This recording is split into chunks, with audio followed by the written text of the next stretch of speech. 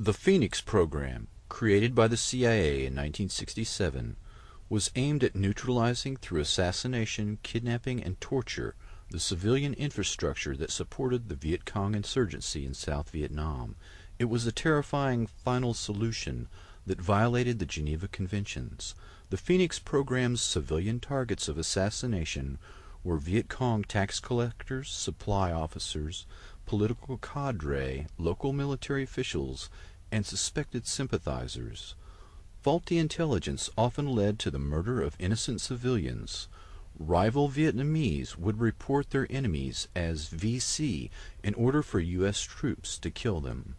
In 1971, William Colby, head of the CIA in Vietnam, testified the number killed was 20,000. South Vietnamese government figures were 40,000 dead. CIA officer Ted Shackley managed 600 military and 50 CIA liaison officers who were working with South Vietnamese officers in 44 provinces. Ted Shackley and Robert Comer played key roles in recruiting Phoenix program personnel. Many covert action officers were Cuban refugees from the Bay of Pigs fiasco. They ran the CIA's counter-terror teams, which were in fact assassination squads. Colby, Comer, and Shackley reported to the Director of Central Intelligence, Richard Helms, and the White House. From the beginning, the Phoenix program was conceived by the White House and supported by the CIA. Phoenix called for neutralizing 1,800 targets a month. About one-third of VC targeted for arrest were summarily executed. Green Berets and Navy SEALs would assassinate suspected VC sympathizers or cadre, as well as South Vietnamese collaborators and double agents. In 1982, an ex-Phoenix operative revealed that sometimes orders were given to kill U.S. military personnel who were considered security risks. He suspects the orders came not from division, but from a higher authority, such as the CIA or the Office of Naval Intelligence. The following testimony of Vincent Okamoto, combat officer lieutenant in Vietnam in 1968 and recipient of the Distinguished Service Cross, the second highest award conferred by the U.S. Army, wounded 3 times. Quote, "The problem was, how do you find the people on the blacklist? It's not like you had their address and telephone number. The normal procedure would be to go into a village and just grab someone and say, 'Where's Win so-and-so?' Half the time the people were so afraid they would say anything. Then a Phoenix team would take the informant, put a sandbag over his head, poke out 2 holes so he could see, put como wire around his neck like a long leash, and walk him through the village and say, 'When we go by Win's house, scratch your head.'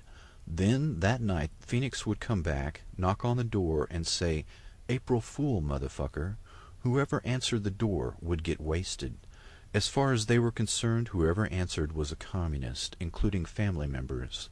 Sometimes they'd come back to camp with ears to prove that they killed people." Penetrations into the Viet Cong infrastructure were accomplished by blackmailing or terrorizing a member of a targeted individual's family to gather information. Every Vietnamese 15 and over had to register and carry an identity card. These records were computerized and evolved into a highly computerized and statistical means of generating 1,800 names a month for the target list and coordinating this information on suspects from 30,000 plus informants. When the Strategic Hamlet program failed, CIA and military intelligence concentrated on the Phoenix program, a terror campaign aimed at the civilian population. Instead of winning hearts and minds, using the threat of assassination and a state of terror to defeat the North Vietnamese. Many non-political Vietnamese were arrested and tortured and in effect forced into the resistance army. Phoenix program architect Robert Comer, after leaving the Pentagon, said, quote, "I would have done a lot of things differently and been more cautious about getting us involved." He called the war a strategic disaster which cost us 57,000 lives and $500 billion. The Vietnam War was the formative experience for a generation of CIA and military intelligence personnel involved in the Phoenix program. They viewed the military defeat in Vietnam as a betrayal on the home front, a loss of will by domestic political enemies, not a military failure against a nationalistic revolution fought as a guerrilla war. The Phoenix program, assassinating suspected VC sympathizers in a systematic manner, worked well and is the blueprint for the current black operation targeting thousands of loyal Americans using state-of-the-art microwave and radio frequency radiation weapons.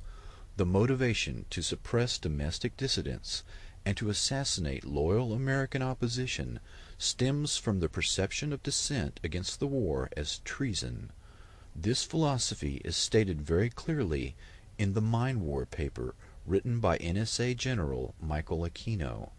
The Department of Defense has a huge stake in futuristic technology that kills by ionizing and non-ionizing radiation, leaving little or no trace.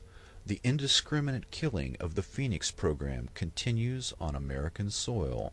The terms soft kill, slow kill, and silent kill refer to the new way of killing the enemy in conflicts short of war and the small wars of the future. The counterinsurgency doctrine has now been applied to the home front so that the perceived betrayal of the military in Vietnam will not be repeated. The generation of CIA and military intelligence led by Shackley, Helms, Casey, Abrams, Singlab, Secord, John B. Alexander, Michael Aquino, Paul Vallely, and others have built the perfect beast, using selective assassination that leaves no trace. The ability to cull the human herd with silent kill technology allows a few personalities to remake the entire society in their own image. Extremely low frequency technology slowly drives the target crazy with silent sound, similar to the CIA MKUltra psychiatrist Ewan Cameron's psychic driving technique used to break down the target's personality. The new buzzwords at the Pentagon are synthetic telepathy and psychotronics. Another means of attack on targets is the Smirnov patent that uses subliminal suggestion to manipulate human behavior.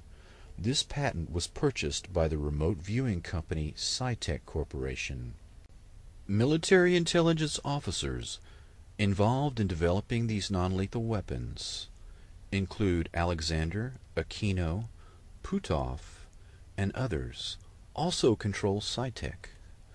Emotional manipulation is accomplished using Dr. Michael Persinger's work to remotely project emotional states that the brain entrains or locks onto and emulates.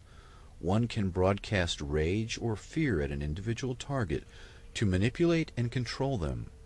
As if these methods were not enough to torture and murder people, add to this nightmarish toolbox active gang stalking.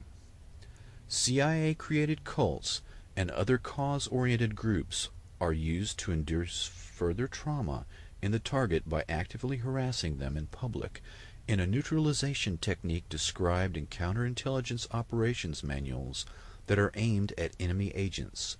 In the race to develop a new weapon, it has always been necessary to test it on human beings. Perfecting the latest weapons designed to kill slowly and silently, as well as perfecting the process of controlling the human mind, are no different. Once the weaponry has been perfected on these few thousand people, the same techniques will be applied en masse to the general population, and then to humanity as a whole.